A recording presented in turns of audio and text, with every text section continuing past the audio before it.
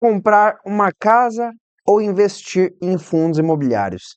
Nesse vídeo, eu vou estar falando para vocês qual é a minha opinião pessoal e o que eu já dei de mentoria para algumas pessoas que tinham dinheiro e tinham dúvida se queriam adquirir um imóvel ou comprar fundos imobiliários. Isso é uma questão muito pessoal de cada um, lembrando que aqui a gente não faz recomendação de investimento, mas o que acontece? O brasileiro, assim como todas as pessoas, eu inclusive, temos o sonho de ter a nossa casa própria, a sua casa própria. Mas o que acontece? Será que muitas vezes as pessoas elas acabam tendo esse sonho e elas executam a compra, mas sem ter um planejamento? Porque o que acontece? Eu vejo uma questão que é muito pessoal de cada um, mas não é via de regra não. Mas se você tem o dinheiro para comprar a sua casa à vista, eu acredito que não seja a maioria das pessoas, mas tem muitas pessoas que juntaram dinheiro por anos para comprar a sua casa. Elas não querem pagar juros de financiamento nem nada disso. Se você tem dinheiro, simplesmente não vale a pena você comprar a sua casa à vista. Se você tem 300 mil reais, vai adquirir um apartamento, uma casa e vai comprar esse imóvel à vista, o que acontece? Você simplesmente, não é que você elimina o seu capital, porque você vai estar investindo num imóvel, você não vai estar jogando capital fora, mas simplesmente o seu poder de juros compostos, ele simplesmente acaba. Agora, vou mostrar uma coisa para vocês, vem para a tela do meu computador aqui. Galera, temos aqui ó, um fundo imobiliário que ele paga de dividend yield, para vocês terem uma ideia, uma média aqui de 12% ao ano.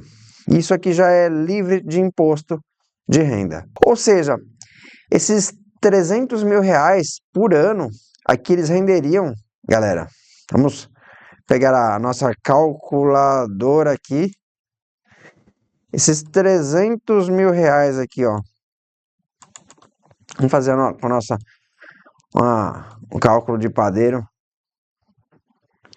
mais 12%. Por ano, você vai ter um rendimento de 36 mil reais aqui em um ano, galera. E assim, o que eu faria se eu tivesse o dinheiro para comprar à vista? Lembrando que se você não tem a grana para comprar à vista, aí sim é muito mais viável que você dê a entrada no imóvel de 20, 10%, depende da região onde você mora, e financie o resto. Mas se você tem a grana para comprar um imóvel à vista, galera, esse fundo imobiliário, assim como outros, é claro que você sempre tem que diversificar o seu patrimônio. Ficou claro? Você faz uma cotação em uma média aí de 1% ao mês de dividendos que os fundos imobiliários vão te pagar. O que eu faria?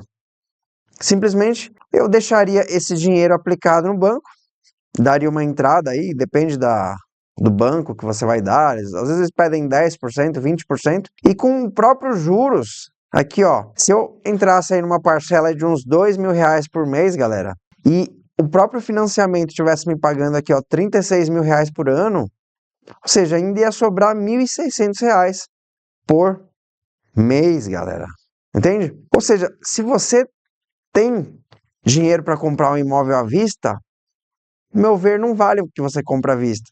Que você invista em alguma renda fixa, compra algum fundo imobiliário ou ações, porque quando você pega essa grana e compra fundos imobiliários, você recebe dividendos de forma mensal todos os meses. Agora, quando você já vai e compra um imóvel, esse imóvel só vai gerar uma renda para você se você alugar ele.